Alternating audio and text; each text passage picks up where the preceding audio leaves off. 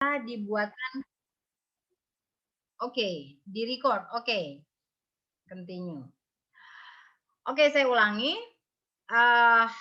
Di penelitian kuantitatif di bab 3 berdasarkan dasar teori yang sudah dibuat, seharusnya kamu bisa membuat indikator.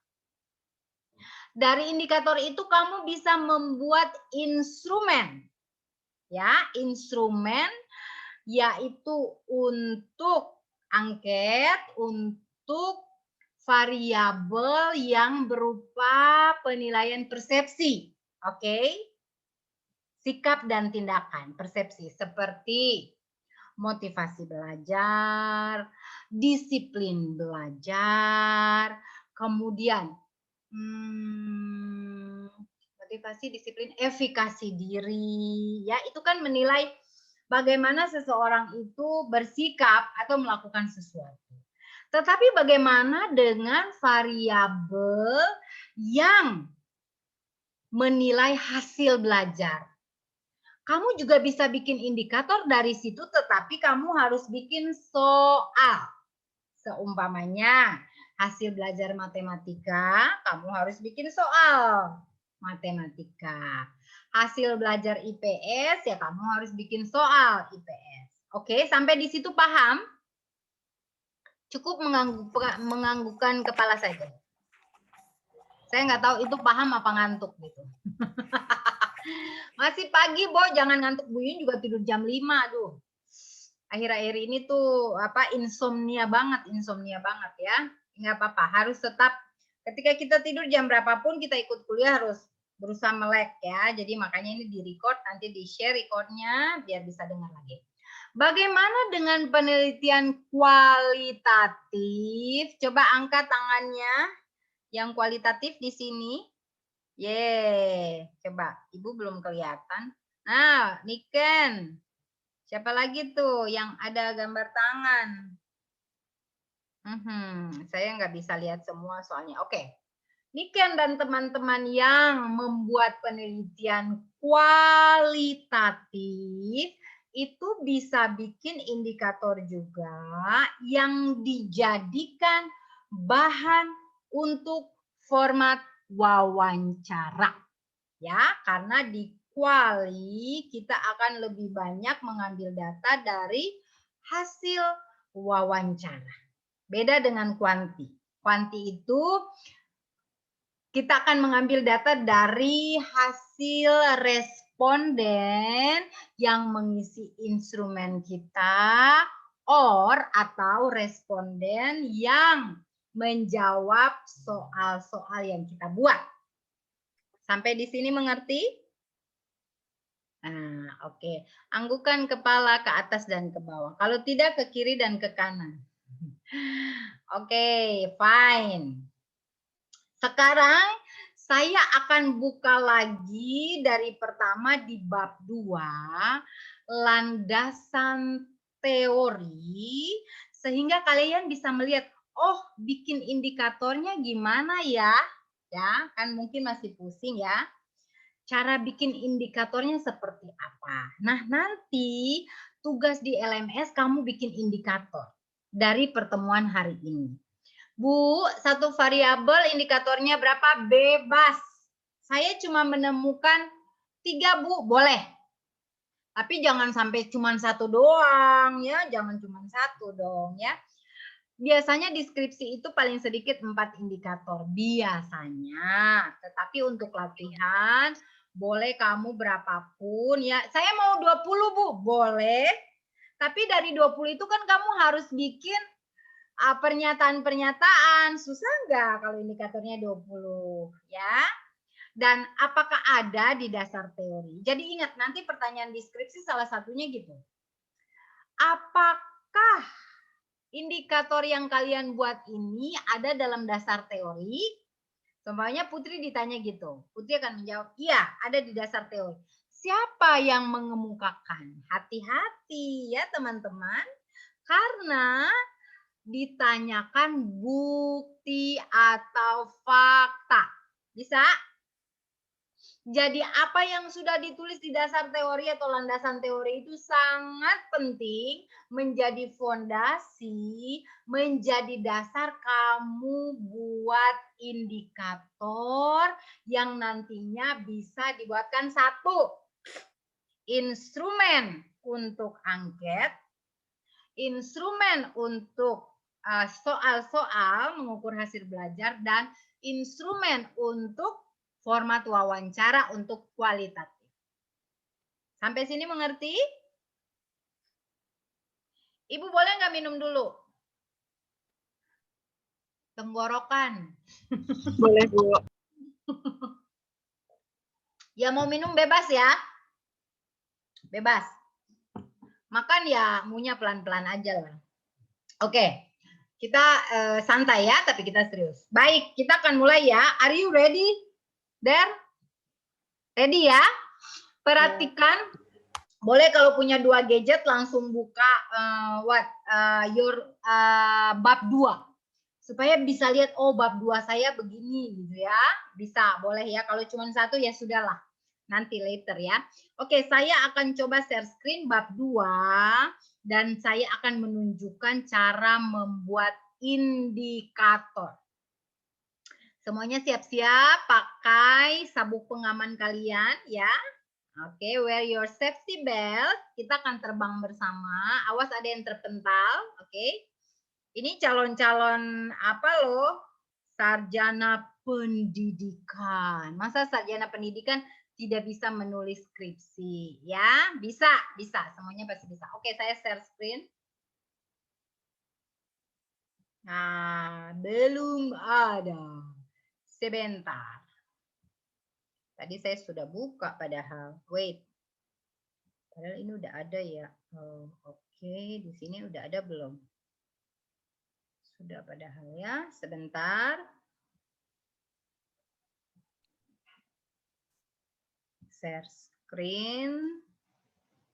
Basic advance. Kok nggak ada ya? Files ya harusnya ya.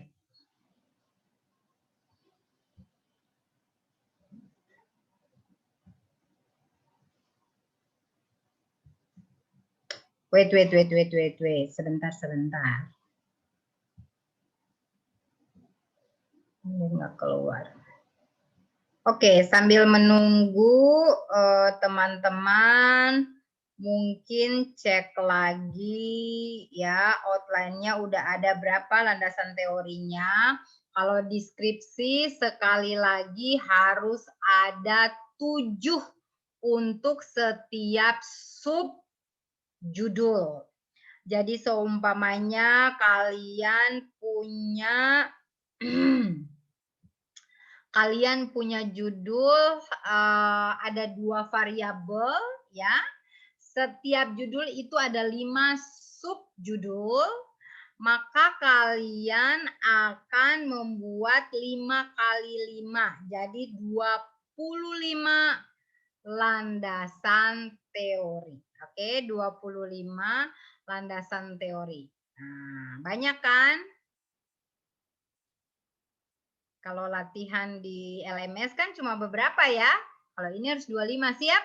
25, enggak 25. 25 satu variabel. Kalau 2 variabel 50. Gampang kan? Skripsi itu gampang-gampang, susah lah. Biasanya akan lama kita bimbingan di bab 2. Bab 2 itu pusing ya. Tapi nggak apa-apa, pasti bisa lah. Kok nggak bisa ya? Wow, why ya? Oke. Matthew, can you help me? Saya share di di WA ya, Matthew. Di WA group dan kamu yang tayangin bisa nggak? Bisa, Bu. Hello. Oke, wait. Ada trouble nih yang Ibu. Sorry. Biasa nih kalau ngajar daring nih pasti gini.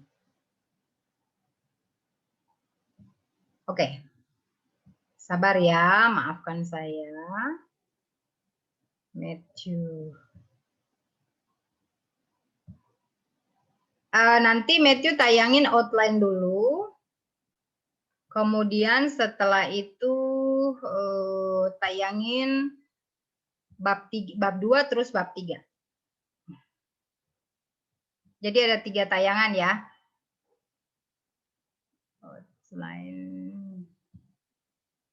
oke, 1 sebentar, sabar ya teman-teman.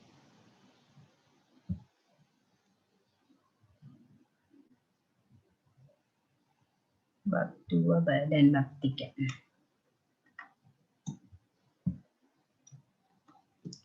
Oke, silakan Matt.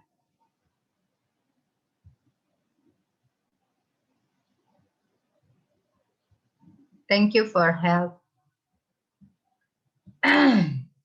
Semuanya perhatikan, kita akan lihat secara berurutan dulu ya outline. Ibu saya kan udah buat outline, tapi mau saya terangkan. Kalau di LMS kan kita tidak bisa apa ya? Kalau di LMS kan kita tidak bisa berhubungan dengan sangat intens ya, karena ya tahu sendiri ya.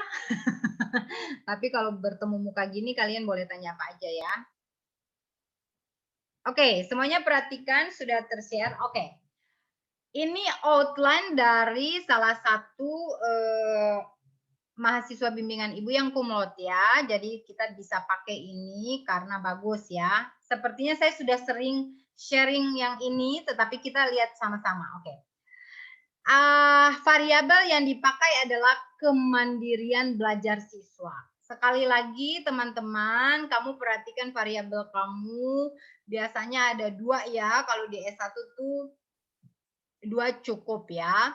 Untuk variabel X ya adalah variabel yang mempengaruhi dan variabel Y adalah variabel yang dipengaruhi. Oke ya. Biasanya variabel yang dipengaruhi atau Y selalu ditulis di paling depan. Di landasan teori juga harus pertamanya itu variabel Y. Oke. Oke. Di sini yang pertama itu yang Ibu bilang subjudul, itu yang pertama itu adalah hakikat atau pengertian. Perhatikan semuanya, hakikat atau pengertian. Jadi kamu harus cari teori yang menunjukkan bahwa ini pengertian. Apa sih pengertiannya? Itu berarti sering di teori tulisnya gini, kemandirian belajar adalah, oke, kemandirian belajar merupakan, kemandirian belajar ialah, oke, itu berarti definisi. Kalau ditulis kemandirian belajar terbagi dari, itu bukan definisi. Itu akan Ibu coret nanti kalau Ibu jadi pembimbing kalian. Jadi harus ada ialah, adalah, apalagi? Merupakan, ya bagus Sosia ya. Kemudian apalagi? Ada yang pernah menemukan apa? Yaitu. Yaitu bagus. Ada lagi? Ibu sambil minum-minum ya, tenggorokan Ibu lagi sakit. Ada lagi? Oke, itu ya pokoknya yang merupakan, ialah dan lain-lain.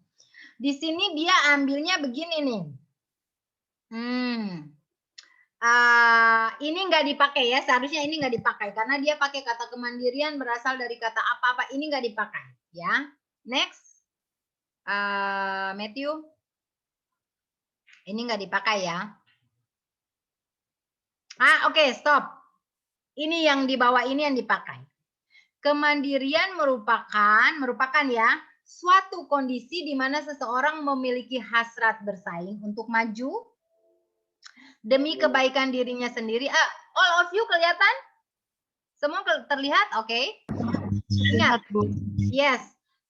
Di mana seseorang memiliki harkat bersaing untuk maju demi kebaikan dirinya sendiri, mampu memiliki kepercayaan diri dan melaksanakan tugas-tugas untuk bertanggung jawab atas apa yang dilakukannya. Nah, ini kunci.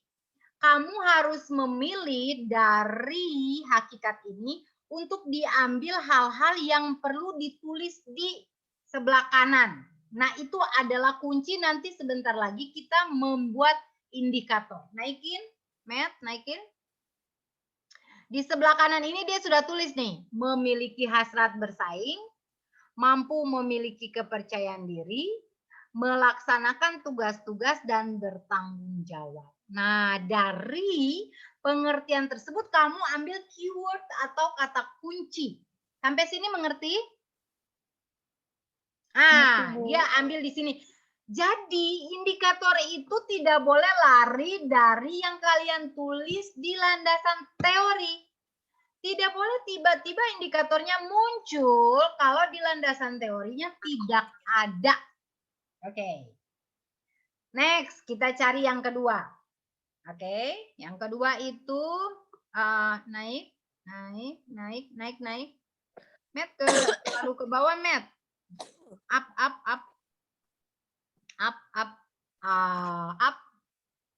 Ini yang kedua ya, Desmita ya. Oke, ini ya betul. Ini dari Desmita, Psikologi Perkembangan Peserta Didik 2012. Kemandirian merupakan suatu kondisi di mana seorang memiliki hasrat bersaing untuk maju demi kebaikan dirinya sendiri, memiliki kepercayaan diri, dan melaksanakan tugas-tugas untuk bertanggung jawab tentang apa yang dilakukannya. Oh, ternyata Desmita ini juga sama dengan yang tadi. Ya, perhatikan, ada hasrat bersaing untuk maju, memiliki percaya diri, melaksanakan tugas-tugas, bertanggung jawab. Kan sama dengan yang tadi ya. Nah, nanti indikator yang dipilih tuh yang sama. Nanti saya terangin deh. Sekarang Nur Hayati. Kemampuan belajar sebagai kemampuan mengambil tanggung jawab. Ada ya, di Desmita juga ada tanggung jawab. Kemudian, suatu situasi di mana pembelajar bertanggung jawab ya, bertanggung jawab. Jadi ada bertanggung jawab. Next. Oke, Said. Kemandirian merupakan salah satu faktor yang menentukan keberhasilan siswa dalam belajar, sehingga sikap ini, kalau tidak ada, tidak usah tulis di kanannya. Ya. Jadi ada juga teori yang tidak ada untuk dibuat indikatornya. Oke.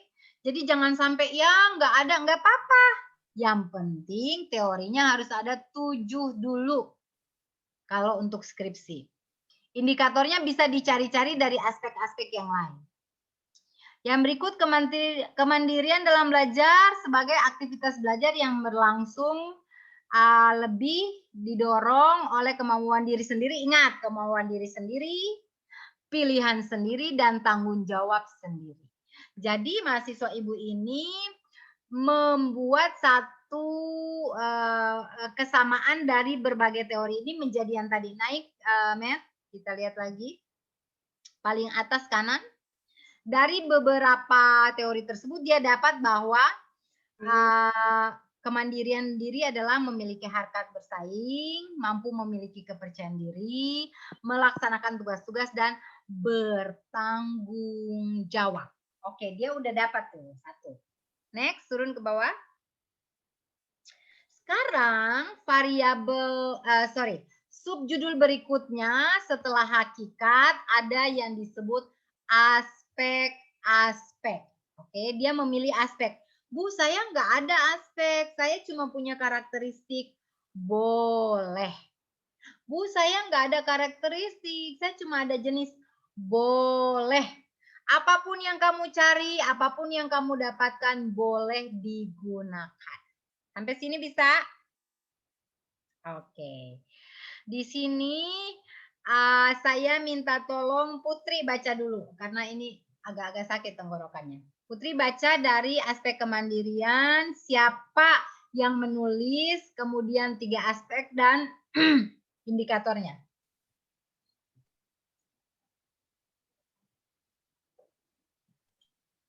Put, masih mute. Bu. Ya. Halo? Ya. Ya.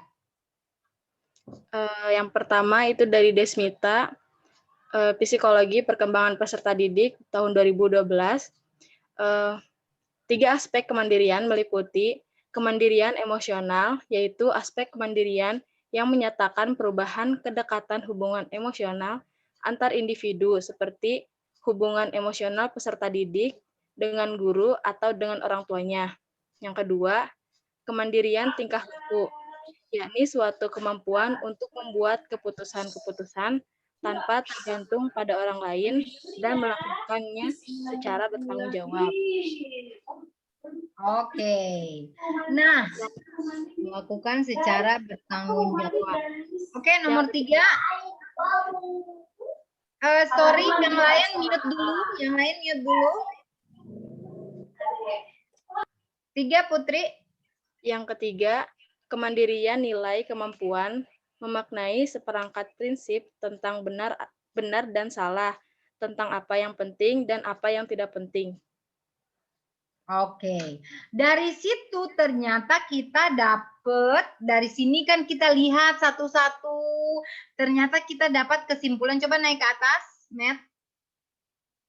Kita tulis keywordnya. Apa keywordnya? Yang pertama Personal. itu personal attributes, yang kedua process, yang ketiga learning confess. Nah, kita sudah punya tabungan. Jadi bukan hanya uang yang ditabung, tapi teori-teori yang menghasilkan indikator yang ditabung. Kalau kita sudah punya seperti ini, nanti akan sangat gampang menentukan indikator. Oke, turun lagi, Matt. Terima kasih, Put. Oke, sekarang ini nggak ada indikatornya.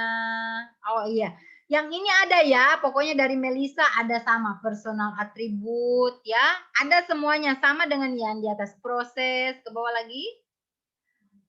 lagi, learning context. Jadi dari beberapa orang bisa kita dapatkan indikator yang sama. Sampai sini ngerti? Oke. Terus ke bawah lagi. Ke bawah lagi, Matt. Mandiri, tar dulu. Sama ya, learning process dan lain-lain. Oke, sekarang kita dapat ternyata subjudul yang ketiga. Tadi kan ada hakikat. Yang kedua ada aspek. Yang ketiga itu ada konsep. Ya, konsep. Kemudian dia tidak mendapatkan indikatornya. Ke bawah lagi, Matt. Oke, dia belum dapat indikatornya, nggak apa-apa. Terus, nah, habis konsep dia dapatkan faktor-faktor. Ingat 5 ya, harus ada 5 subjudul. Baik, Rahmafa, tolong bantu Ibu baca ya, faktor-faktor kemandirian belajar. Silakan sayang. Siapa penulisnya? Faktor-faktor kemandirian belajar siswa yang pertama dari Asrori Muhammad, Psikologi Pembelajaran tahun 2013. Faktor yang mempengaruhi kemandirian belajar siswa yaitu 1. Gen atau keturunan orang tua. Orang tua yang memiliki sifat kemandirian tinggi seringkali menurunkan anak yang memiliki kemandirian juga. Namun faktor keturunan ini masih menjadi perdebatan karena ada yang berpendapat bahwa sesungguhnya bukan sifat kemandirian orang tuanya itu menurun kepada anaknya, melainkan sifat orang tuanya itu muncul dalam cara-cara orang tua mendidik anaknya. Lalu yang kedua, pola asuh orang tua, cara-cara orang tua mengasuh atau mendidik anak. Masih ada? Matthew, maaf, enggak ke samping. Mendidik akan mempengaruhi perkembangan kemandirian anak remajanya. Orang tua yang terlalu banyak melarang atau mengeluarkan kata jangan kepada anak tanpa disertai dengan penjelasan yang rasional akan menghambat perkembangan kemandirian anak. Sebaliknya, orang tua yang menciptakan suasana aman dalam interaksi keluarganya akan dapat mendorong kelancaran perkembangan anak. Demikian juga. Cukup, Rahma. Sekarang kamu baca ke atas, Matt. Dia dapat nggak sih keyword-keyword dari yang tadi? Oke. Kanan, faktor yang mempengaruhi, sayang. Rahma, faktor yang faktor keturunannya masih karena jangan sering dilarang dengan kata bukan, sayang, jangan. Bukan. Yang di atas faktor kemandirian belajar, Asrori, kemudian penjelasan di sebelahnya lagi kolom satunya. Oh, Nah, faktor yang mempengaruhi kemandirian belajar siswa, yang pertama itu ada internal. Ibu, Terdiri bentar. dari keinginan diri dan keturunan. Lalu yang kedua, eksternal, pola asuh orang tua, sistem pendidikan sekolah, kehidupan masyarakat atau lingkungan. Bu, untuk Zoom-nya akan berakhir dalam 1 menit, jadi mungkin nanti bisa masuk lagi ke link-nya ya, karena oke ya, kita trial. masuk lagi ya karena ini masih penting banget ya. Oke, no problem. Oke. Iya, Ibu. Nah, dalam 1 menit. Setelah dia dapat faktor, ternyata dia punya lagi keyword atau hal-hal yang harus ditulis. Keyword itu hal